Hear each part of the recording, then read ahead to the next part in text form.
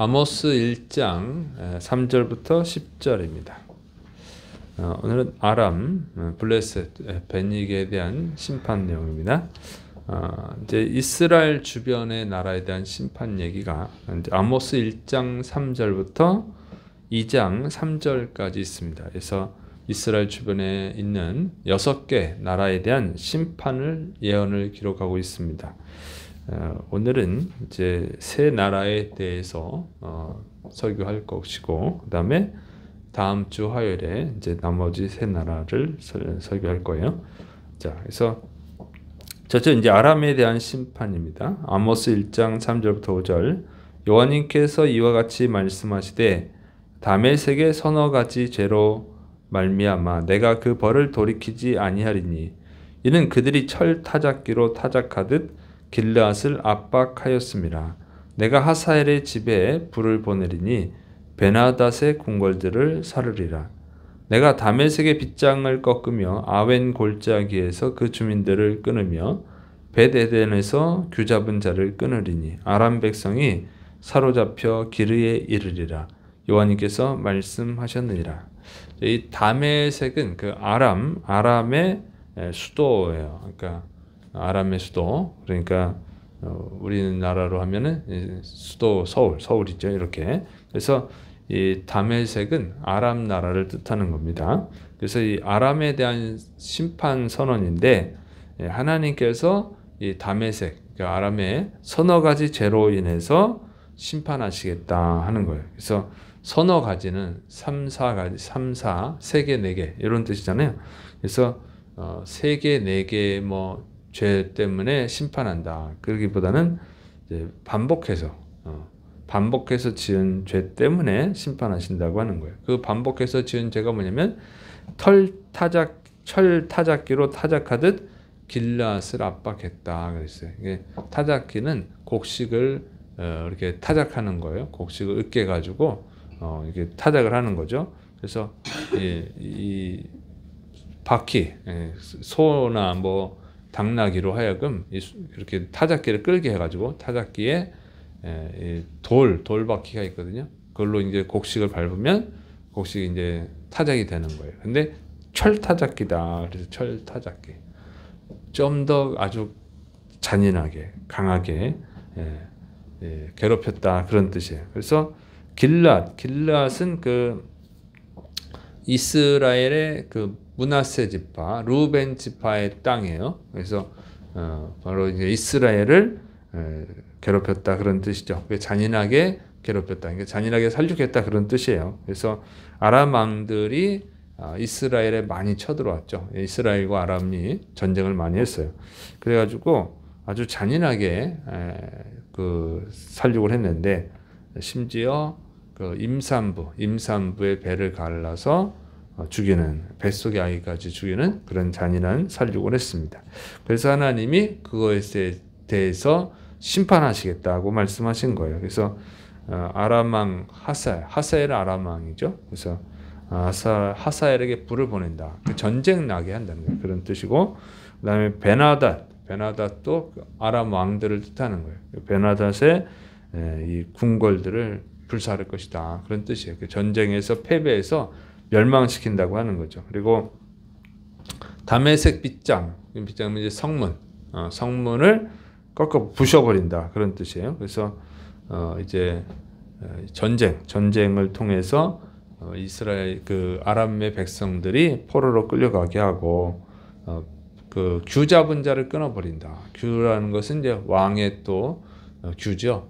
그래서 왕의 대를 끊어버린다 이런 뜻이에요. 그래서 이 예언대로 이제 아수르 왕 디글랏빌레셀에 의해서 아람은 멸망을 당하게 됩니다. 그래서 이스라엘에게 행한 악한 죄에 대해서 하나님이 심판하시는 거예요. 그다음에 이제 두 번째는 블레셋에 대한 심판입니다. 아모스 1장 6절부터 8절. 여호와님께서 이와 같이 말씀하시되 가사의 서너 가지 죄로 말미암아 내가 그 벌을 돌이키지 아니하리니 이는 그들이 모든 사로잡은 자를 끌어 에돔에 넘겼습니다.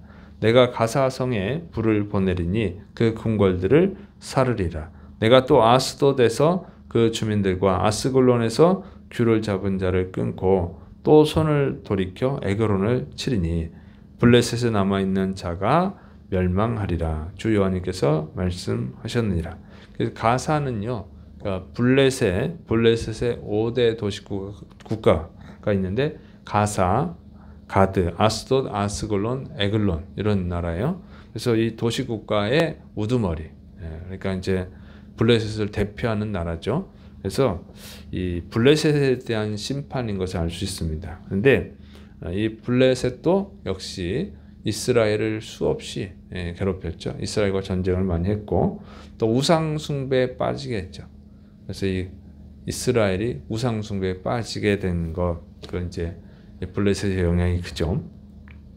그리고 이들도 이스라엘 백성들을 포로로 잡아서 에돔에 넘겼다. 에돔에 팔아 넘겼다는 거예요.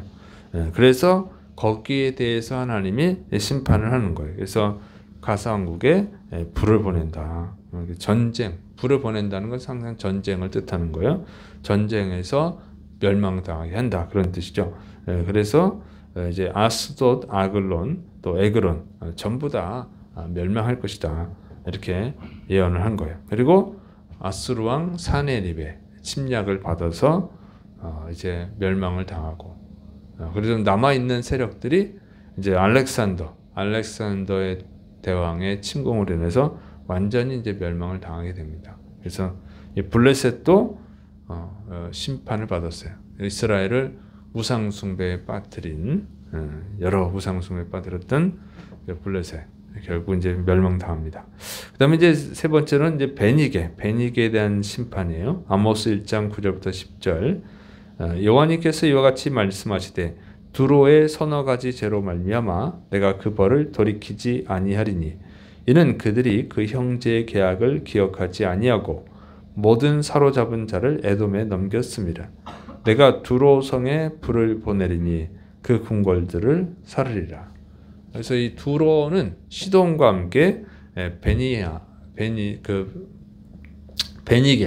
사람들이에요. 베니게는 이제 세계사에는 페니키아로 나오죠.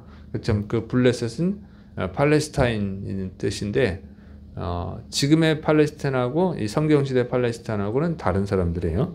자, 어쨌든 이렇게 해서 두로는 시돈과 함께 베니게 사람들인데 이들은 그 지중해 동쪽 항구 도시, 그러니까 이스라엘에서는 이스라엘에서는 북쪽에 있는 항구 도시를 세웠습니다. 그래서 이 두로와 시돈은 굉장히 유명한 나라죠. 알려진 나라고, 두로 왕 특히 이제 히람은 다윗 왕과 솔로몬 왕 때는 아주 사이좋게 지냈어요. 그래서 이 솔로몬 성전을 건축할 때 두로 왕 히람과 계약을 해가지고 많은 도움을 받았죠. 그래서 두로의 기술자들이 와서 도와주고 이렇게 했어요. 그래서 다윗과 솔로몬 때는 사이가 좋았는데, 그런데 이제 나중에 이 이스라엘 왕국이 이제 분열이 됐죠. 남쪽 유다 왕국하고 북쪽 이스라엘 왕국. 그때부터 이제 문제가 또 생겼어요. 그래서 이 바알과 아세라 우상 숭배가 심했죠. 그러니까 이 시돈의 공주가 이세벨이잖아요. 이세벨이 아합과 결혼했죠. 그리고 나서 북이스라엘에 이 바알과 아세라 우상을 국교 정도로 만들어 버렸어. 그래서 아주 심각한 우상 숭배에 빠뜨리게 했던 나라가 바로 이제 이 베니게 사람들입니다. 그런데 이 사람들이 이스라엘하고 관계가 좋았는데 나중에는 이제 문제가 생겨요. 그래서 이스라엘과 그 계약을 깨버리고 이스라엘 사람들이 아수르의 침략을 당하고 그럴 때 또 포로들을 잡아가지고 에돔의 노예로 팔아버리는 그런 악행을 저질렀다는 거죠. 그리고 이제 특히 이제 이세벨의 같은 경우는 그 바알 아세라 우상 숭배를 국교로 만들어가면서 한 일이 뭐냐면 하나님의 선지자들을 많이 죽였죠. 그래서 엘리야 선지자가 또 광야로 도망가는 그런 일도 있었고, 그런 것이에요. 이제 그런 것에 대해서 하나님이 심판하시겠다고 하는 겁니다. 그래서 두로에 불을 보내서 궁궐을 불사르게 하겠다. 그래서 전쟁, 이것도 마찬가지로 전쟁입니다. 그래서 이 두로와 시돈, 그 베니게의 사람들은 이제 아수르 제국에서 침략을 당하고, 그 다음에는 바벨론 제국의 침략을 당하고, 그 다음에는 바사 제국, 페르시아 제국의 침략을 당하고, 그 다음에는 이제 아랍 국가에 의해서 침략을 당해서 망하게 돼요. 그래서 계속 침략을 당한 다음에 결국은 이제 망해버렸습니다. 그래서 이 하나님의 심판이 다 이루어졌어요. 그래서 이 심판에 걸린 기간은 굉장히 오래 걸리는데, 어쨌든 이 심판대로 결국 이 나라들이 다 멸망을 당했다고 하는 거예요. 그런데 하나님께서 이렇게 이스라엘과 남유다의 죄에 대해서만 심판하는 것이 아니라 그 주변 나라에 대해서도 심판했다고 하는 것은 뭘 가르쳐 주냐면, 하나님은 이스라엘만의 하나님이 아니고 전 세계의 하나님이라고 하는 거예요. 그래서 하나님은 이스라엘의 죄만 심판하는 이스라엘의 심판자가 아니고 전 세계의 심판자라고 하는 거예요. 그래서 반드시 때가 되면 심판하신다. 그 모든 죄에 대해서, 모든 나라, 모든 사람의 죄에 대해서 심판하신다고 하는 것이죠. 그래서 우리는 항상 두려움을 가져야 돼요. 하나님이 반드시 심판하는 때가 온다. 하나님이 심판을 오랫동안 하시는 것은, 오랜 시간에 걸쳐서 하는 것은 회개할 기회를 주시느라 그러는 거예요. 그렇지만 반드시 심판하신다는 거죠. 하나님은 거룩하시기 때문에 심판하시는 거예요. 공의의 하나님이시기 때문에. 그래서 우리가 이 세상 죄에 대해서 우리가 경각심을 가져야 돼요. 세상의 죄악들이 이제 관영하고, 그러면 죄가 일상화됩니다.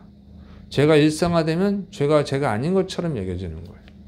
그런데 그거는 사람들의 눈에 죄가 아닌 것처럼 보일 뿐이지 하나님께는 죄라는 거죠.